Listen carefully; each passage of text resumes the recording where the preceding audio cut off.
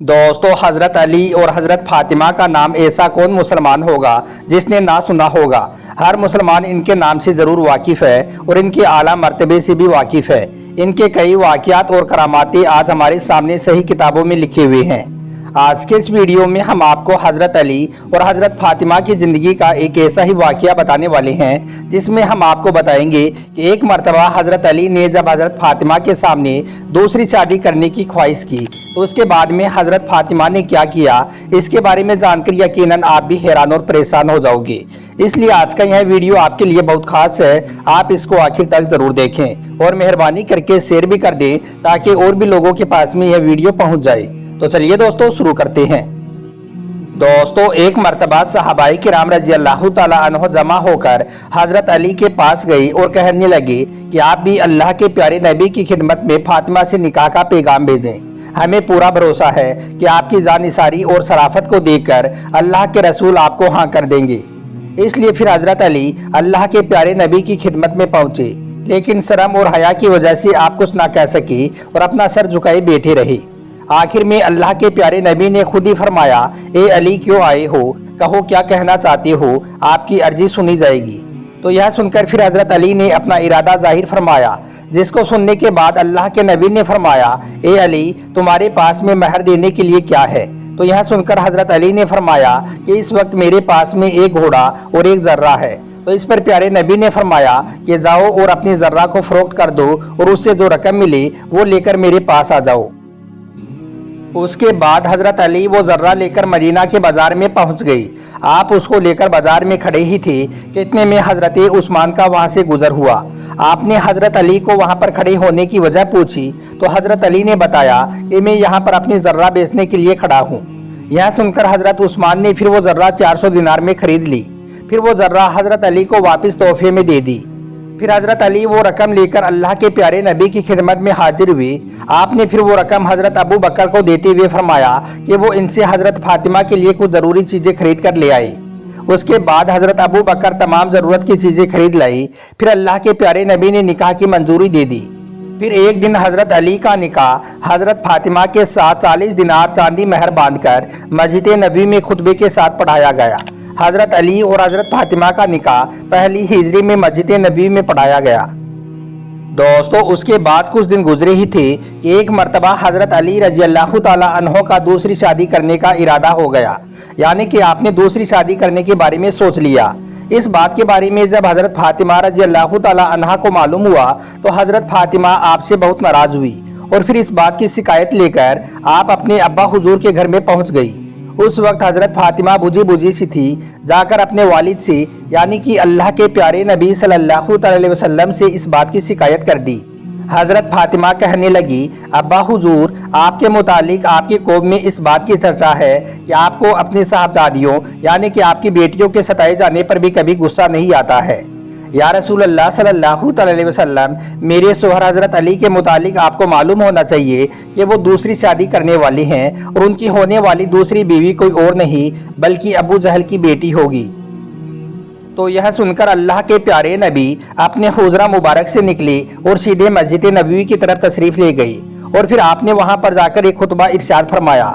आपने उस वक्त हाज़रीन से कुछ यूँ फरमाया, ए लोगो, मैंने अपनी एक बेटी ज़ैनब को अबुल आस रबी की ज़ौजियत में दिया था, यानी कि अबुल आस के साथ में निकाह किया था।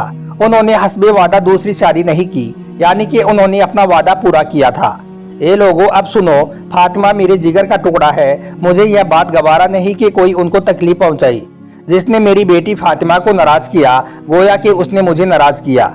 अल्लाह की कसम, अल्लाह के दुश्मन की बेटी और अल्लाह के रसूल की बेटी कभी भी एक शोहर के पास में एक साथ जमा नहीं हो सकती हैं।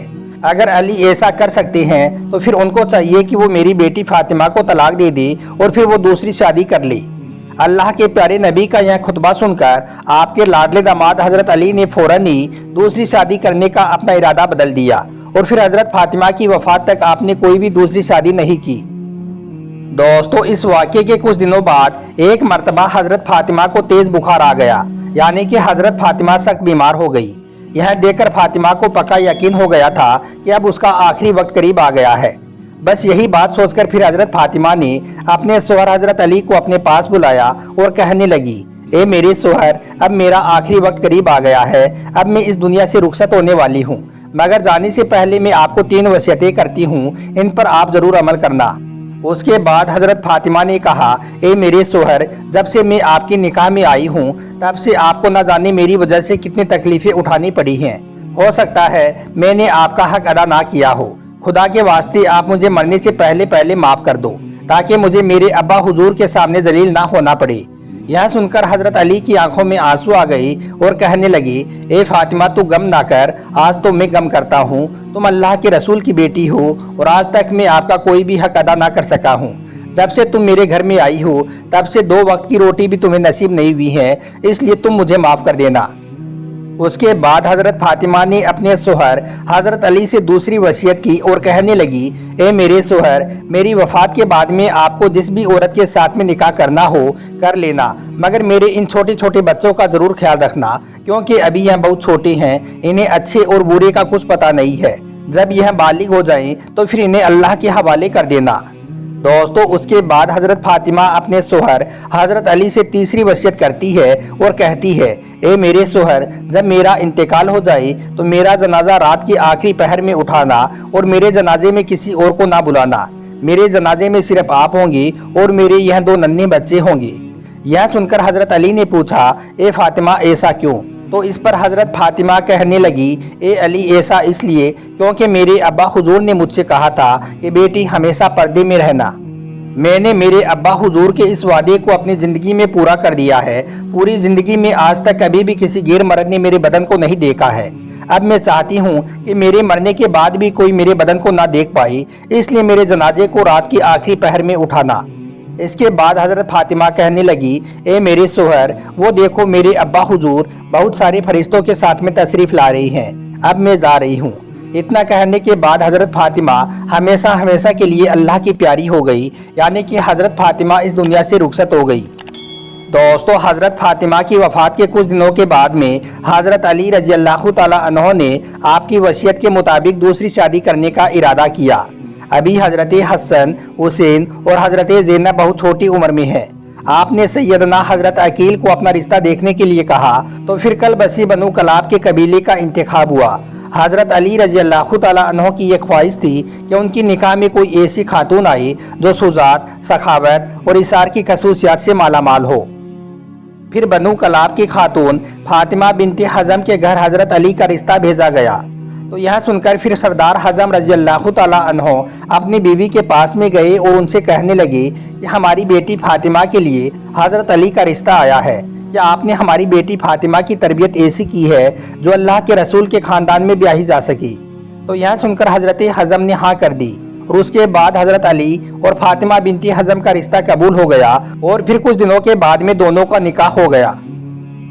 اس کے بعد فاطمہ بنت حزم حضرت علی رضی اللہ تعالیٰ عنہ کے گھر میں چلی گئی۔ حضرت علی کے گھر میں جاتے ہی فاطمہ بنت حزم نے حضرت حسن، حسین اور زینب کو گلے سے لگایا اور پھر حضرت علی رضی اللہ تعالیٰ عنہ سے درخواست کرنے لگی کہ آپ مجھے کبھی بھی ان بچوں کے سامنے فاطمہ کہہ کر مت بلانا، کیونکہ جب یہ ایسا سنیں گی تو انہیں ان کی ماں یاد آ جائے گی اور انہیں تکلیف ہوگی۔ میں اس گھر میں ان کی ماں بن کر نہیں آئی ہوں بلکہ کنیز بن کر آئی ہوں، میرا یہ مقام نہیں کہ میں ان کی ماں کی جگہ لے سکوں۔ اس کے بعد فاطمہ بنت حزم نے کبھی بھی حضرت حسن اور حسین کو بیٹا کہہ کر نہیں پکارا بلکہ ہمیشہ مولا ہی کہا کرتی تھی۔ پھر فاطمہ بنت حزم کے حضرت علی سے 4 بیٹے ہوئے، اسی لیے ان کو ام البنین بھی کہا جاتا ہے، یعنی کہ بیٹوں کی ماں بھی کہا جاتا ہے۔ فاطمہ بنت حزم نے ہمیشہ اپنے بیٹوں کو حضرت حسن، حسین اور حضرت علی کی صرف اطاعت کا حکم دیا، یعنی کہ انہیں ہمیشہ ان کا ادب کرنا ہی سکھایا۔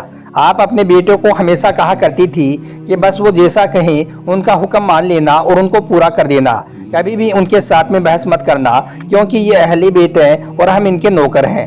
حضرت فاطمہ بنت حزم کے 4 بیٹے حضرت عباس ابن علی، حضرت عبداللہ، حضرت جعفر اور حضرت عثمان ابن علی تھے۔ حضرت عباس کربلا کے میدان میں حضرت حسین کے سپلہ سالار بھی تھی۔ حضرت عباس کی ایک خاص بات یہ بھی تھی کہ آپ اپنے دونوں ہاتھوں سے تلوار چلایا کرتے تھے۔ तो दोस्तों एक माँ यह थी जो घर में आते ही हजरत फातिमा के छोटे छोटे बच्चों को गले से लगा लिया और उन्हें कभी भी एहसास नहीं होने दिया कि वो उनकी सौतेली माँ है। और आज एक माँ वो है जो घर में आते ही सौतेली बच्चों पर जुल्म करना शुरू कर देती है। अल्लाह ताला से दुआ है कि अल्लाह पाक हर औरत के दिल में सौतेले बच्चों के लिए प्यार और मोहब्बत पैदा कर दे। आमीन, अल्लाहुम्मा आमीन।